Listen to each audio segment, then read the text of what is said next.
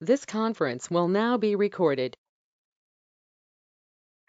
All right, we'll get started here. First of all, thank you. And we have a little bit of an expanded group, as you can see here, and I'll tell you the reason why for that right now. So one of my personal quests is to basically actually figure out this whole aspect of pay-per-click and Facebook ads, just to see if we can figure out a set of best practices that we can kind of share across both my sales transformation group and I think the Taylor Business Group kind of marketing professional group that I'm working with.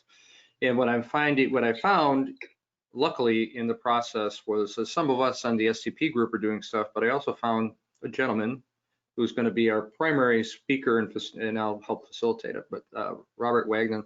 Robert, do you want to just give a quick introduction to your firm and where you're at and all that kind of stuff so people know a little bit about you and Acumen Consulting? Sure. So we're a 14-person company. We happen to do software development and data center hosting as well. So we want to focus on the MSP side here, I believe.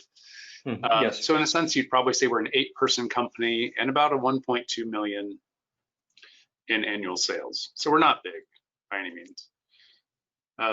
But we have been doing a lot of work in Google Ads, Bing Ads, Facebook, and LinkedIn. So we just are sharing our information there and hoping that maybe some people have some observations they could bring to us as well, and just share as much information as we can. Perfect. I was going to say, I'm just texting somebody who's supposed to be on the call here. And so the context here is just Robert, when I was working with him on the marketing professionals group for TBG, has a long and storied history, experimental history, I guess, with the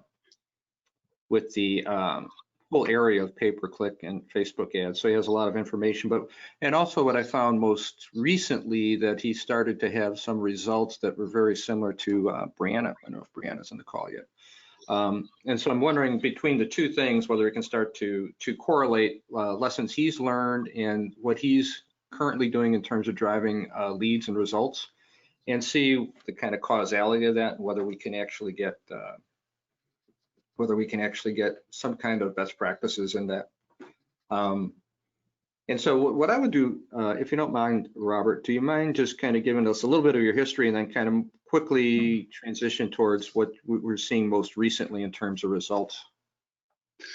Yeah, I'm going to show your favorite shocking value here.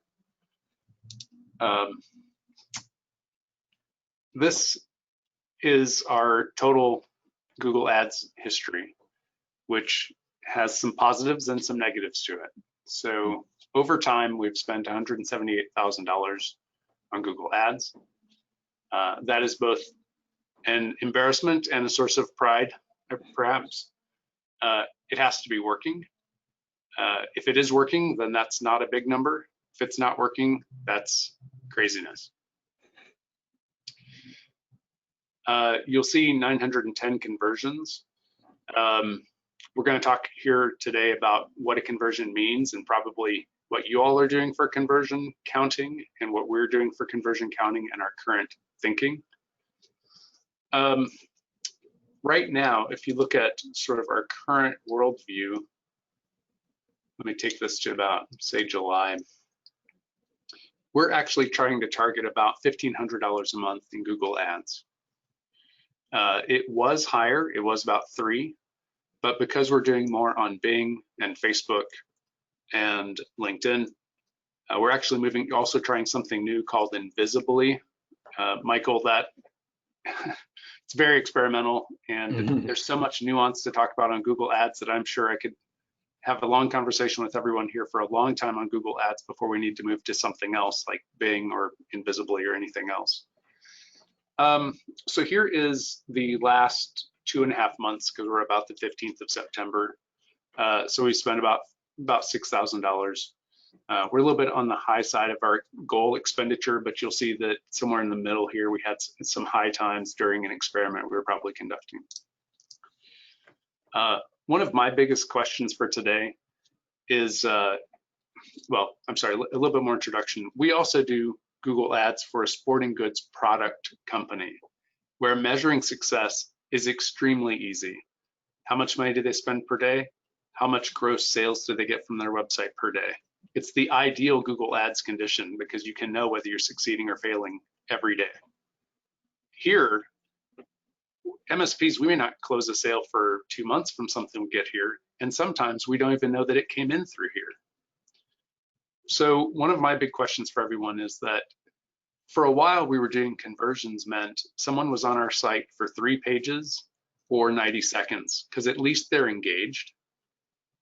Recently, we changed it to be if they don't fill out a form and they don't do a chat with us, it's not a conversion. So for me, that's my big question today. But I can also just talk about the various nuances of anything somebody wants to talk about on Google Ads. For example, search ads, display ads, and video ads are all radically different. And we've been experimenting in all of them. So I can share our experiences on any of those, and certainly take advice on any of them as well.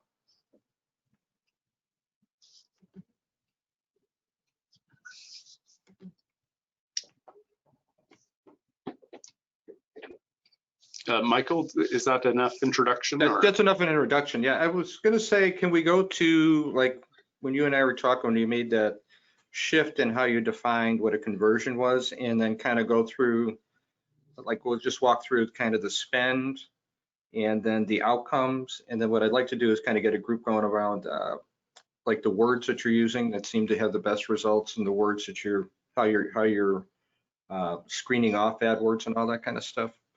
Yeah, so kind of what we did last time about like what we're seeing recently, right? And then what we think cause and effect is. Right. So we'll focus on search for a little bit, unless people want to move into the other areas, but we'll start here.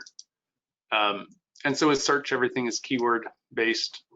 And even though we have a variety of campaigns, I'm going to just look at them in whole, so we won't get into too much nuanced detail. We'll just look at the big picture.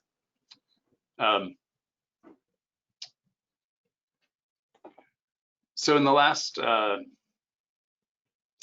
75 days, we have had, I'm going to look at these in impression order.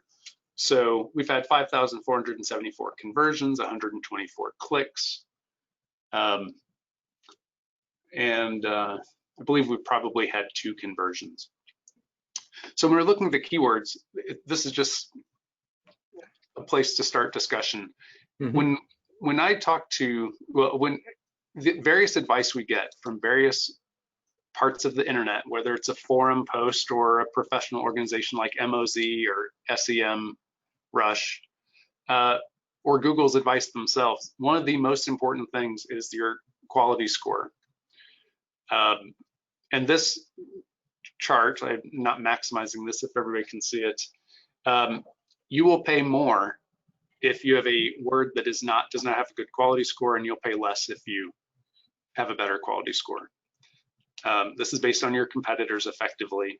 So you'll notice a 1, you'll pay 4 times more than if you had than the base mark, which is a 5. And if you had a 10, you'd pay half as much. So trying to get good quality scores is one of our primary activities. Now, Michael, a second primary activity is the elimination of bad words. When someone comes to us and we learn over time that what they came for isn't something that we want, we remove those. That's adding negative keywords. It's super simple, and over time you get ROI on adding negative keywords. So for those that aren't familiar, so I'm in a search campaign. I happen to be looking at all of our keywords right now, filtered by or sorted by impressions. But I'm going to change this to search terms, and these are the words that people actually typed coming to our website. And so every Friday, I'll come in here, see what happened this week, and see if I like the words that are in there. So let's say I haven't done my job for a little bit, so I'm going to come in from the 7th to the 16th and look to see what words people typed when they clicked the link. When we paid, here's what they had typed. So I'll go through each one. So MSP, we are an MSP. I presume you all are MSPs. MSP has a number of problems. The first is that a very famous game, for those that are in the know, is Movie Star Planet, known by kids as MSP. So right off the bat, we are getting a lot of garbage off of MSP. Second, a lot of travelers are familiar with Minneapolis-St. Paul Airport. So you'll see our second phrase here is MSP to St. Louis because they couldn't remember the St. Louis code, so they typed that in. That's someone looking for a flight, and they're wasting our money. So sometimes there's nothing you can do about that. So people typed MSP. In fact, in the last week, we were shown 24 times. One person clicked it. I guess they were interested in buying our services. The second one was MSP to St. Louis. We were shown 6 times. No one clicked it because they could tell they were looking for a flight and we don't offer flights. Negative keyword wise, there are a few things I can do with that. I can add negative keywords for Minneapolis and Paul. I can't do ST or Saint because I live in St. Louis. So I'll be harming my entire market if I put those in as negative keywords. Going down through this, St. Louis tech companies, great. That's exactly what I'm trying to sell to. Next gen IT services, possibly a competitor. I would go check them and see if they're in my region. And having determined that, I could decide, well, you know what? They're at least looking for IT. So I don't even care if they're in my region. Maybe they live in St. Louis. Maybe their headquarters are in St. Louis. I don't know. So I'll keep them. I won't add next gen as a negative keyword. St. Louis IT consulting firms, fine. Managed IT services, fine. IT managed services, service providers, fine. L&T technology services, fine. Mostly what you're seeing is that our negative keyword ads over the last 2 years or 3 years have actually been relatively succeeding. We're not seeing that much junk in here. Interesting. When some of our words are like, for example, on this left, you'll see our campaign is called managed services. It turns out there are other industries that use managed services. It's frequently used in property management. Healthcare. Okay. Commercial real estate in general. So we added a lot of negative keywords for property. We might not have added medical. Maybe we want to work for doctor's offices. You know, you're trying to make some judgment calls on these things, and you can hurt yourself by over adding. But I'll go to our overall negative keyword list here. We're using Google Ads lists. So you'll see that we have an IT specific negative and negative keywords. And we do that so we can apply the same words to multiple campaigns and not have to type them in 3 times.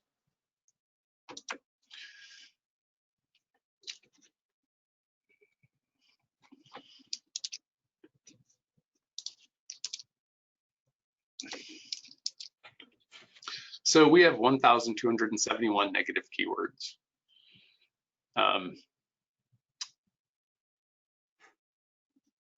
Why don't I just kind of pause and just see what people are thinking. If I think the main thing I want to take away from it, just so I understand and then have everybody else ask. But so number one is you actually look at the words that people typed in, and you've been doing this forever, you know, like very long period of time. So you've built up these negative keywords based on looking at that search term and saying that based on what that person typed in, it probably wasn't somebody that you wanted to pay for that click, right? Right. So I'm assuming it built this up over time. Right, so the big news is you don't just focus, you know, the first thing you talked about was the words that seem to attract clicks, right, which is the positive. So you have which words translated to the highest level of clicks. So can we go back to that page actually? Yeah, I think this is it for you. Yeah, so for people on the phone, particularly, I know Brianna's here now, and I think Marissa does that too. Can you guys see the words he's using? I can. Yeah. Are they similar to the words that you got? And is there anything in there? I mean, if you had a similar list here, and is this rank ordered, by the way, Robert? At the moment, it is, yes. Okay. So in other words, if we looked at saying which, in general, what kind of words get the highest results or clicks or whatever, is if you guys look at his words there, are there any other words that you guys use that tend to get that would be towards the top of that list as well? Or those same, or is everybody using the same list? My list looks pretty similar. I think that IT security is on my list, pretty close to the top. I don't believe we have MSP though. Is there anything on there, so you see anything missing that you use outside of IT security? Yeah, it's a long list, so it's kind of hard to actually do a visual comparison. Yeah, Right. but if we looked, I assume towards the top are the ones that click. So do you get it? I assume you get a lot of clicks. How about you, Brianna? Anything from just a core word that would be missing? So we have there. No, Okay. this looks really similar to our list as well, So with the Mike, exception of MSP. I've got sort of a question comment dynamic. This is something I talk about a lot when I do my LinkedIn work, but it's, creating your top 20 keyword list. Mhm. And more importantly, from the perspective of your customer, and I don't know why I haven't thought to ask this question before today, so thank you guys for putting this on, but asking our customers how they view us. So great example, we're in the industry, so we call ourselves managed service providers or MSPs, but I don't think a lot of customers do that. Enough do, but I think also enough don't. Mhm. If you think about what we provide, firewalls, servers, cloud, VoIP, you run through that list. I think it would be an interesting exercise to get feedback from our clients and say, when you think of me, what words do you think of? Mhm. Because I think that would help attract non-customers, since our customers probably think similarly to our non-customers. Michael, a few things come up from your comments there. Mhm. Michael Cummings asked me to sort by impressions. Well, I went by impressions. So this is the most frequently typed words, but probably more important, just another important factor is how many people click those things. So things that are not popular might still be a niche where people are coming into us. Like you said, firewall, right? When you look at these, we're trying to get long tail keywords. So we're going to talk about quality score here in a moment. And the things that affect quality. And my other question is, what words haven't we thought of? Right. What words aren't on your list that people try to find people like us with, and we're just not thinking of them? So you're going to see that we have about 300 words, and some of them are a little bit on the weird side or weird to the professional. So tech services, right? That's not the professional way of describing it, but we put it in there. IT firms, again, it's like firms is kind of formal, IT is kind of informal, but you try and get these combinations, just keep adding them. One thing that we see, so in quality score, there are 3 factors: the expected click-through rate, the landing page experience, and the ad relevance.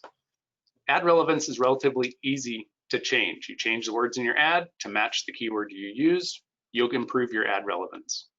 If you change your landing page to use the words that you sent them there for, Google will give you better credit for that. The last one is expected click-through rate, which is very hard to control. I wish people click my stuff. They don't click it. I can't do anything about that. Well, Google would say, yes, you can. Improve your ad so it's more compelling and they'll come in. Well, easier said than done. But when you look at the words you're adding, there is one thing you can do that just helps you. It's not cheat, but it's a statistical variation that improves that. The longer the phrase is, the less likely a competitor is using that exact phrase, the more likely you're meeting the customer psychological approach that they're coming in for. And the higher your click rate will be, because when people type St. Louis IT companies versus IT companies, you've already narrowed them down. And so your click-through rate gets better for those. You'll pay less and you'll be closer targeted to their psychology when they come in. But you got to put a lot of them in because you're trying to meet all the psychologies. We've even experimented with St. Louis, St. Louis,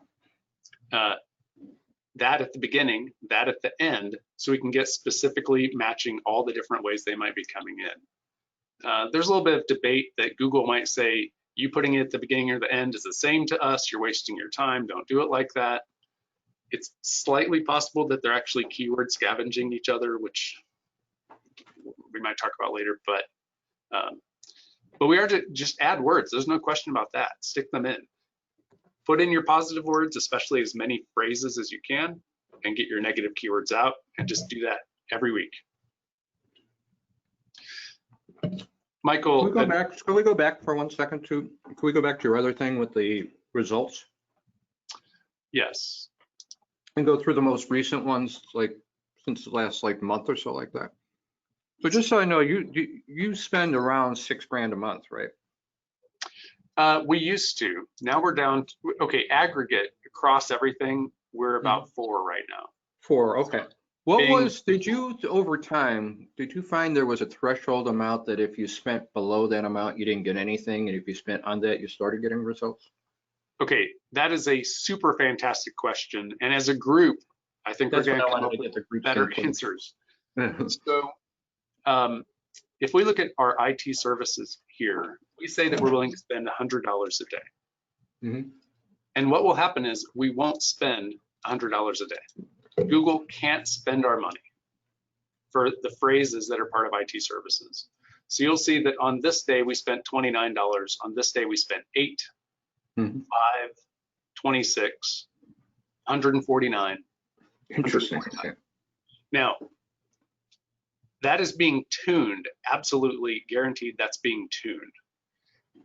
I would like to tell Google, I'll spend $1,000 a day. You won't take my money because you can't. There are not enough people typing these words. You go figure it out and charge me what you think you should. And I want to be number 1. I want to be getting all the business in my region. In theory, that is great. And they will, relatively speaking, do that. But if you don't set your own cutoff, they'll charge you like crazy. So being number 1 all the time might cost you $200 a click. Being number 1 through 3, 95% of the time might cost you $25 a click. Okay. And they don't give you so much control that you can sleep at night. Can you so between those 2 options, do you go for the second one then? We had tried saturating our market for a long time, and we were moving up to, on Google Ads by itself, 4,000, sometimes more in a month. It's not that I don't per se believe in that. I was just sick of spending the money. And so we moved to we want to be in the 1 to 3, 95% of the time. What is it going to cost? And since we did that, and you can sort of see us making that decision on about this day, July 30th, where things settled down and we were not spending as much money. Now this is IT services only. For some reason, I thought we'd want to look at one of these independently. No, that's good. Yeah. Then so then collectively, you say you're starting to spend in the 4,000. Was there a period of time that you said like we spent like 700, got nothing? We spent 2,000 and got nothing. Was there a threshold number that you had to spend to get anything? Where's Lucy? It is so hard to interpret this. I could not tell you. I think we decided that we would go back to let's keep it a little bit more under control, more regular on a daily, weekly, monthly basis. I'm sorry, no, I don't feel I have that control exactly. This is for so then Brianna and Maria and who else is doing this stuff too? Do you do the same thing? Do you buy the number 1 position or the top 1 to 3? Our spend is really low comparatively. I think it's only at between $6 and $10 a day. So that's kind of what I was curious about. What your question was kind of the minimum threshold. Not that it has to be that low, but if this is pretty much just flushing money down the toilet, I also don't want to do that either. If you spend too little, you get nothing. Is kind of what I'm. Right. That's what I'm trying to understand. Okay. How about you, Brianna? Brianna, you're up more towards what Robert's spending, correct? Yes, a bit. Yes, just about.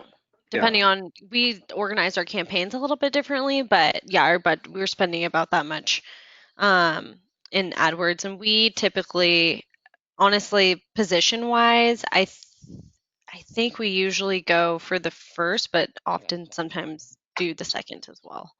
Okay. And Lucy, help me, Lucy Nix, how much do you guys spend per month? And I don't mean to prejudice this, but you're not getting very many results, right? Is that, am I saying that safely, correct? To be honest, I don't know how much we're spending per month because the only one that's been working on like the Google Ads most is our SEO outsourced company. Oh, So I'm okay. not sure. I'm trying to pull it up just to see, to compare. Yeah, and I think my opinion is and Marissa, I think your experience would reflect that way. And we don't have to figure out the answer to this today, but I would say that the thing we should figure out is there a threshold amount that if you spend below it, it's kind of pointless, you know? Michael, Okay. I'm sorry, this is Brandy from Intivix. I work with Yeah. Rob. This is a really interesting conversation I just had with a different accountability group, and it's most definitively based on your geographic location, whereas, you know, we're here in San Francisco and competing with tech giants, and not so much giants in their size, but maybe their pocketbooks because of their funding. It also has, you know, I sent some notes to Rob saying that there's a certain threshold where you're literally just giving money to Google because you're not even making the top page with what you're spending. We had one person who was spending $1,800 6 months ago, and she didn't up her Google ad allowance. She has seen a significant drop off. We had 3 people up theirs to $4,000, and they're place 2 to 3 ranking. Again, they're in different geographical locations. One is in St. Louis, one's in New York, and then I think one's somewhere in the Midwest. And then we had one person up it to 6,000, and they're top. So it's very much, I think, where you're located, just as much as what you're using for your actual negative words and your keywords. Yeah. So, I do think there is probably per market. I think that's a good point too. I think per market, there's a minimum you have to spend to have any effect. Right? I think there's like a good point, right? Michael, the reason I think not is that it's pay per click. It's not pay per presentation. If no one clicks your stuff because you're not paying very much, you won't get very many clicks. You won't be happy that the phone's ringing off the hook, but you're not wasting your money. I mean, if they clicked it, they clicked it. You care about, are they a buyer or not? And none of the money you're spending determines whether they're a buyer or not. Well, let's go back to on just that specific note. Can you go back to your, I think you had a bar chart at one time I saw in our previous presentation where you're able to go and say how many conversions did you get? And then you're kind of able to look at the conversion and be able to say how many of those turned into business, right? Yeah, I want to show one measure here, if everyone can see the screen here. For our managed services campaign, we get 70% of our market, that is our ad is shown at all. And 72% of the time we're in the top 2 on managed services. Now on IT services, we get 63% of the market and we're at the top 81%. You can change your money spending to adjust those a little bit. Now, Michael, back to your.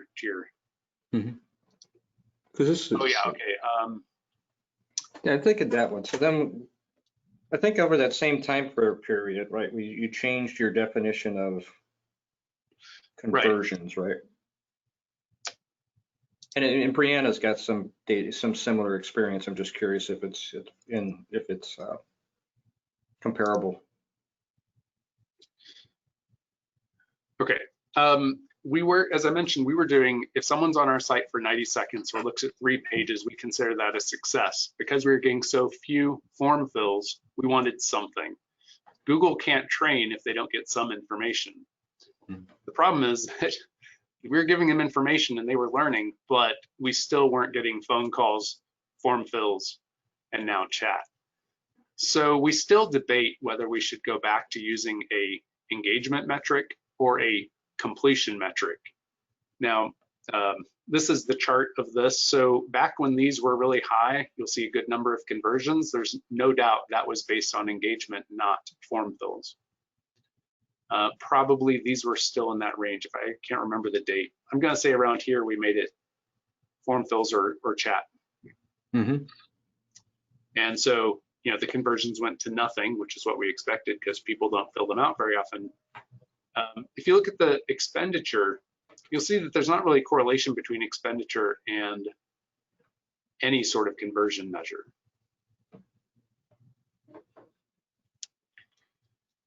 Now, bidding can be based on clicks or it can be based on acquisitions, which is a conversion. So technically you can affect your spending by how you change your goals and conversions, but you can also mentally back the math out and fix it so you can make them about equivalent. So this is by dates, right? So then if you go, so what date is that one that we're looking at? July 22nd. So if you went to like September, where you did get that one impression, right? Yeah, we got 2 conversions, and those conversions effectively cost us $238.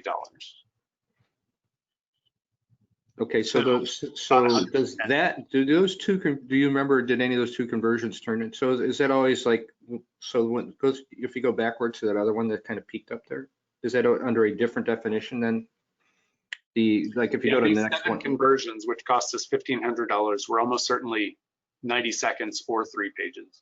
Okay, so if you go to like in July where you have that one, so in other words, you got nothing for a long period of time. That one peak there, was that under the blue one? Was that under the old definition or the current definition? This one's under the one I'm highlighting right now. Okay. So based on the 2 conversions that you got over that period of time, like just say August and September, if I'm reading this correctly, you got 2 conversions from that point to like today, right? The only 2 conversions you got were on September 14th or whatever it was, right? Mm-hmm. That's September 7th, right? Do you remember what those 2, did either of those 2 conversions turn into an opportunity? I'm going to say no, even if they'd be too recent, but I'm going to say I don't think that we were crazy excited about it.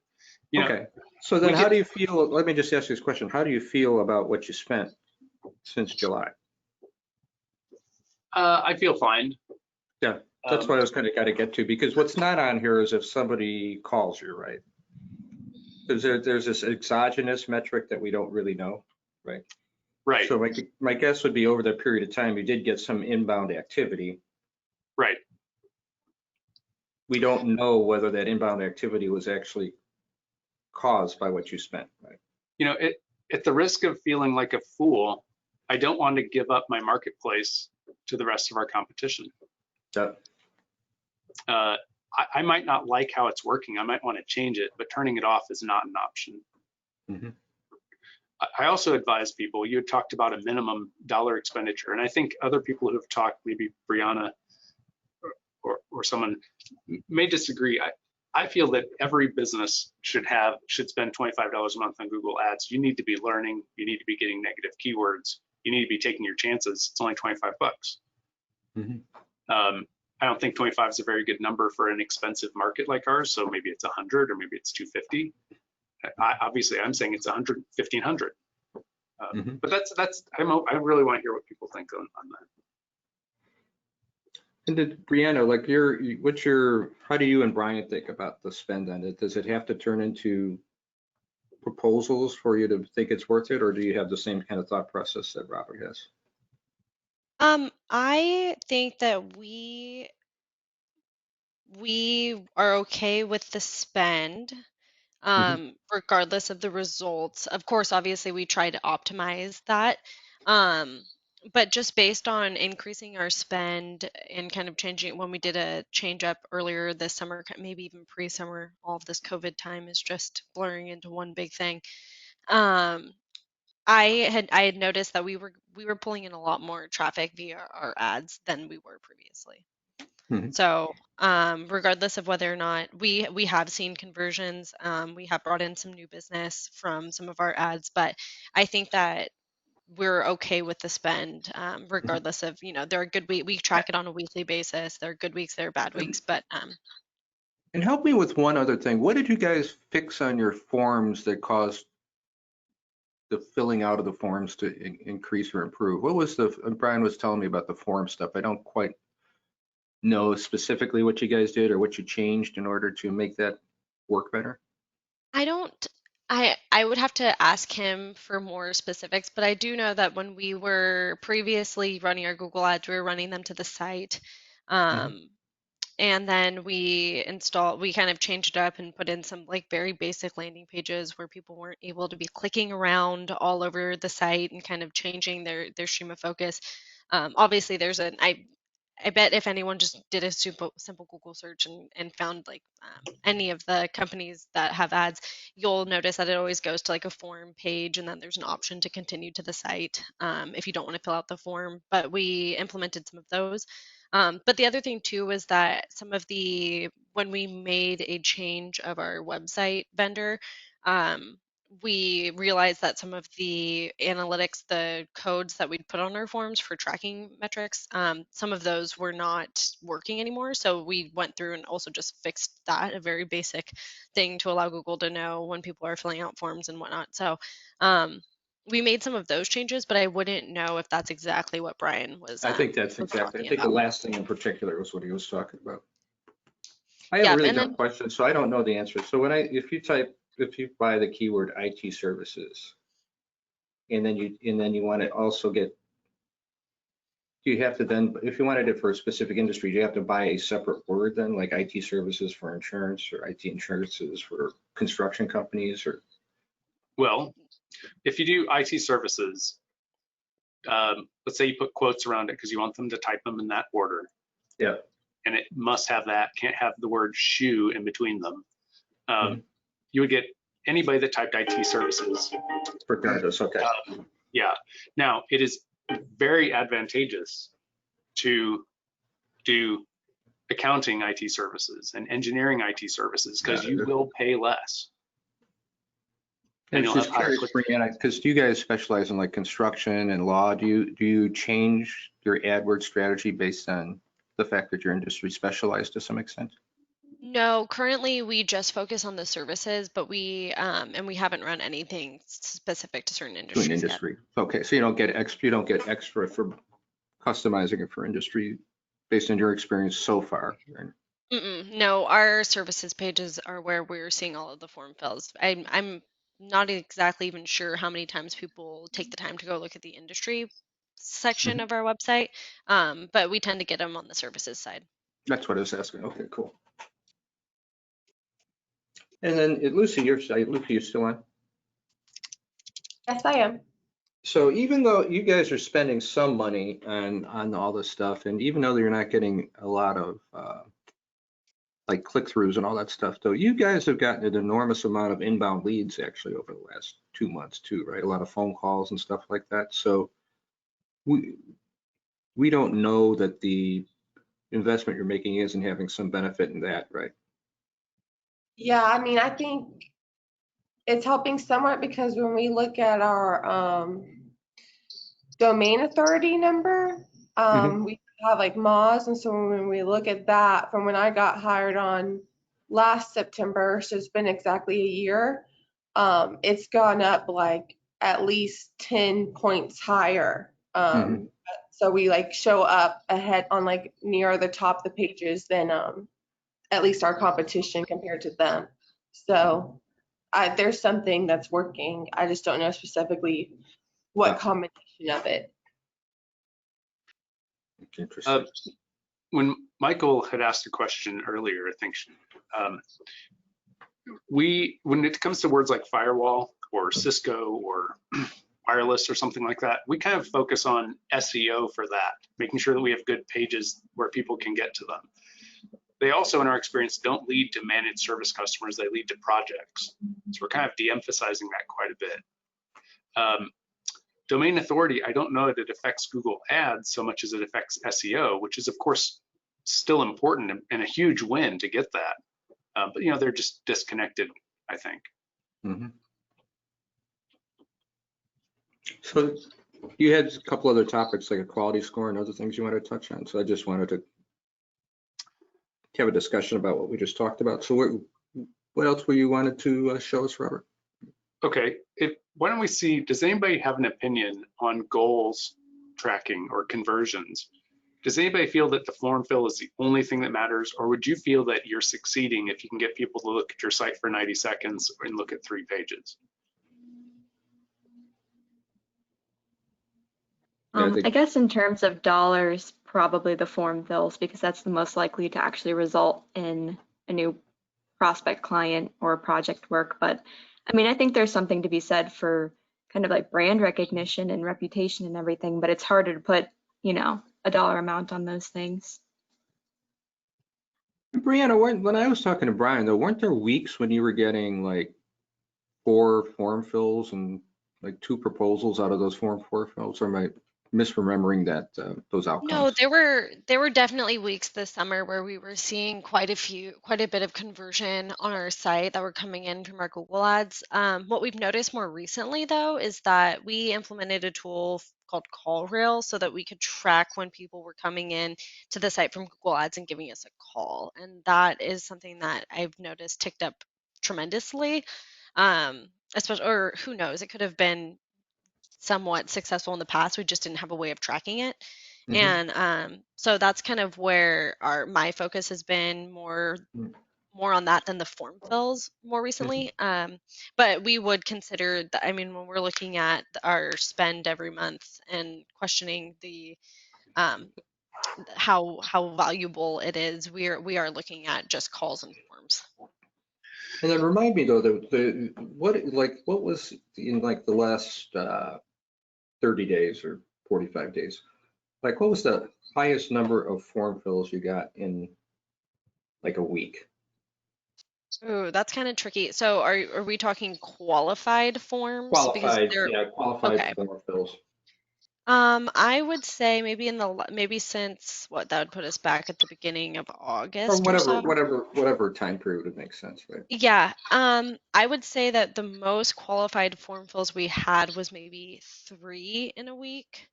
3 a week, Um, okay. and that was a downtick, and I can actually just pull up my KPI sheet. But I It was might remembering even like 2 or 2. 3, which wasn't a bad return on investment. Yeah, So, it might have actually been 2. yeah. But and that was prior, that would have been outside of the window of when we were seeing a huge influx of forms.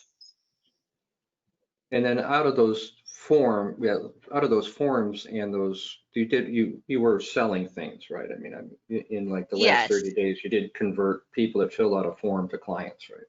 Yes, I believe one of our biggest contracts we've recently closed Was that the was one of $15,000 a those. month one?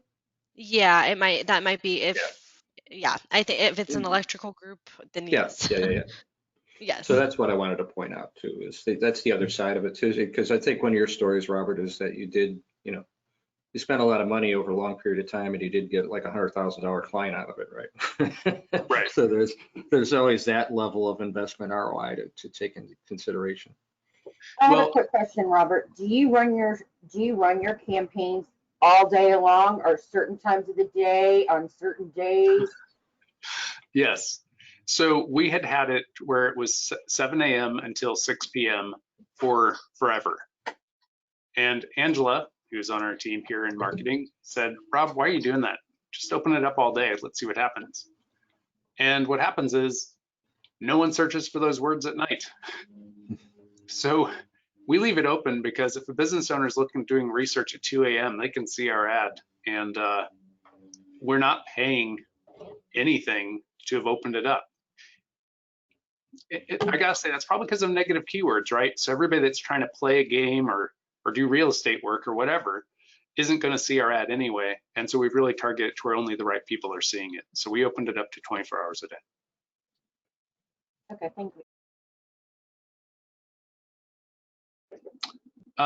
I'm showing the various things that can be considered a conversion. And Google will track clicks to call. They will track local actions, meaning that somebody saw you on the map with a pin and clicked your website or dialed your number and so on. It's not that we get a ton of those, but those are in there. We did set a special phone number on our website that is not our actual customer given main number, so that we could kind of try to track that a little bit better. I can't tell you we have results on that, but I know I can go pull reports.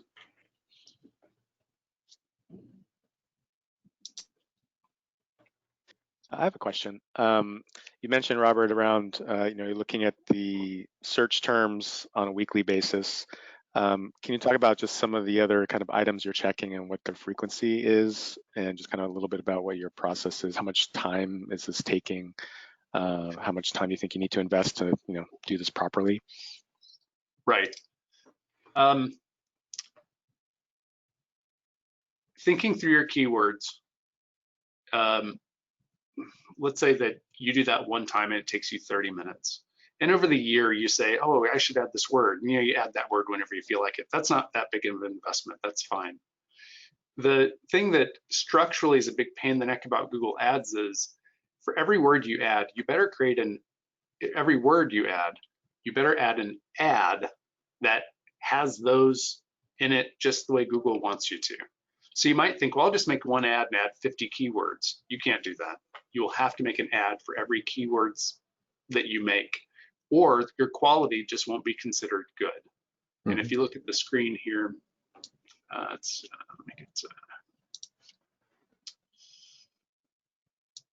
you can tell that by seeing your, right here. Okay, quality score here. So your ad relevance, it's easy to control. Your ads cost you less if you do it. If you make one ad, actually ideally 3 ads per keyword, because you're trying to get some variation, because Google will try to statistically figure out which ones are best. You can get your ad relevance up and keep your cost at least multiplier 0. You're not paying more, you're not paying less, but you're not paying more. So what I was getting at is the initial setup. Let's say over a month you spend 4 hours getting your keywords and your ads all lined up, and you're kind of done with that. You should probably make sure your spend is where you want it to be. So you should look at it once a week or once a month, make sure that you're not spending money that you're not happy spending. But that's like 60 seconds, right? So once a week, spend 60 seconds. You'll see that if I look at these I'm looking at all of our campaigns, which means all of our keywords, and here are our search terms. I'm gonna set it to be this week or last 7 days. Those words you see there are 7. Those are the ones I'm analyzing. If there are any words in there I don't like, I go over to negative, type them in, and I'm done. So in a week, you're talking about 10 minutes. I get it if somebody says, I don't have time for that, I'm gonna do it once a month. Well, it'll probably take you 15 minutes once a month. That is the time best spent at Google you could do, because all those people who are wasting your money coming in, you get rid of them over time. So this is where I say if somebody spends $100 a month. Completely random question, Robert. For the last month, how many inbound leads have you gotten, period? Is it like 8 or 9 or? It's not that great. Okay. 6. 6. Interesting. I think, yeah, I'll say and that. Those are qualified? Those are qualified? Let's call it 4 then. Okay. Every one of them was legitimate business, but some of them were so small we don't care. So let's say 4. I'm not the guy who can say Google Ads will make your fortune. I'm not telling you that. All I can tell you is things I think that make it work as well as it can, and I'm hoping people here can tell me how to do it better. I think over time we can. Okay, Michael. Yep. I feel that looking at 1 month, like you asked earlier, is the wrong way to look at it. People look at it by month and these counts. I feel like I'm a Google Ads salesperson here, because like, no, you just got to run it for a year. You'll see, it'll be worth it. But I'm afraid I do believe it. And this is really marketing's horror story. How long should you run your radio ad? Oh, it's repetition, it's multiple touches and all that. But I'm afraid it's true, because do I think we might get $50,000 of MRR through Google Ads? Yes. Can I point to even practically one inbound lead that I think was it? I can't. Yeah, I'm fine. I think the only reason I looked into 30 days, by the way, Robert, was because we changed the definition of conversion. Oh, sure. Yeah. I think does anybody else in the group have a question for Robert? Because he's got to go at 1 o'clock. I want to make sure all you guys get your questions answered, and then I have 1 or 2 more. I don't want to hog at things here. Yeah, I did have a quick one. Do you find that letting Google kind of recommend keywords to apply has been useful? Because obviously it's going for everybody's campaign. Okay, I think whoever's talking probably needs to. Did anybody else hear it? I just heard like robot voice. Is that you, Marissa? Yeah. Can you hear me okay? No, I you get also robot hear voice. robot voice. Do you want to type it into chat? I was gonna say Yeah. type it into chat if you can. Yeah. Any other questions? I was going to ask Robert to show one other thing. Yeah, I just have a quick question around Google My Business and how that integrates with this. I know you can link the two, and just if you're doing anything with that. Angela, have you linked the two? I'm sorry, he cut out. Linked Google My Business to what? To Google Ads. Well, they're kind of both linked to analytics, so you can kind of look at them both in there. Okay. Supposed to connect them through AdWords, so for location, destination. I know ours is linked up that way because of what you're doing in your search. So managed service near me, and that's going to help with that for your AdWords connected to your Google My Business, connected to your location. Yeah.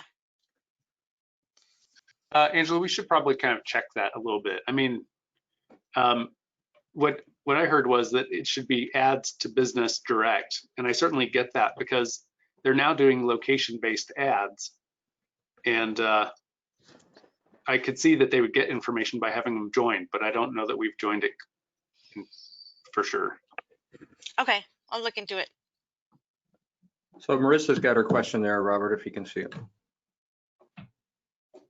Do you typically use keywords that Google recommends, or do you use your own keyword research logic and tweak from there? Okay.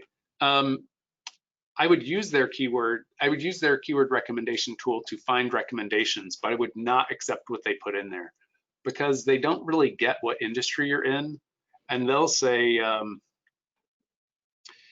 you should be looking for accounting software. It's like, I don't want accounting software. They'll come up with some very tangential, not very related words, and I don't want to just accept them, but I consider them. I think the other thing so we got 5 minutes. Let me just end this because Robert's got to go at 1 o'clock. What I really want to ask is doing a session like this been worth it for people, right? It feels to me like this is what I always wanted, at least some of these sessions to turn into, where you're actually kind of working together and sharing what you know and what you don't know and what you want to test and all that. So in general, you just type it into the chat session. How many people think doing something like this is good and would like to repeat it in the future and would help me think about structuring it? I think this is an area where we actually can learn a lot from each other, honestly. And I think if we don't learn a lot from each other, we're just kind of making the same mistakes over and over again individually, right? I think two is, I just want to thank Robert. And I wanted to say, like, if you want to be included in these sessions, Robert, we'll talk to you separately about this. But I would love to get you and maybe next time we have Abby come on, who's doing the same thing and making and just seeing what is it do we know and what do we don't know. I'll tell you, my conclusion I came down to on this thing is we can go through all these statistics, but it's basically, I think, almost like a decision that you're willing to spend some threshold number to always be marketing, because over time it's going to turn into business. We just don't have it's not going to be month to month or week to week or something like that too. So it's been helpful for me to hear how you actually think about it, Robert, as well. Does anybody have a last minute question?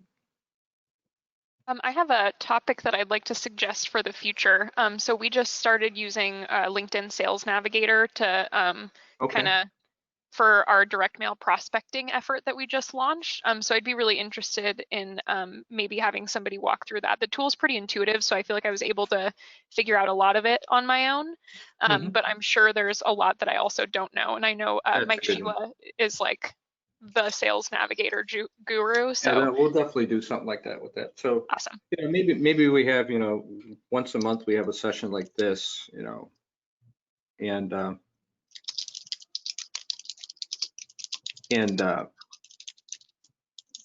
I'm hesitating because there's two things I actually want, like wrap the show, but we'll show it in a future session. I do. He's got this this thing that you got from a vendor, which is the 7 categories of excellence to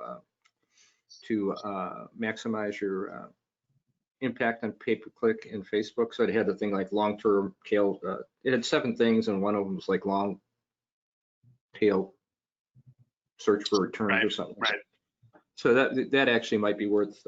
Actually, if that's something we can put on the team site, we can do that. But I really, I'm really going to push myself and the group to do more sessions on this particular topic and more sessions like this on other topics as well. So, thank you, everybody. Thank you, Robert.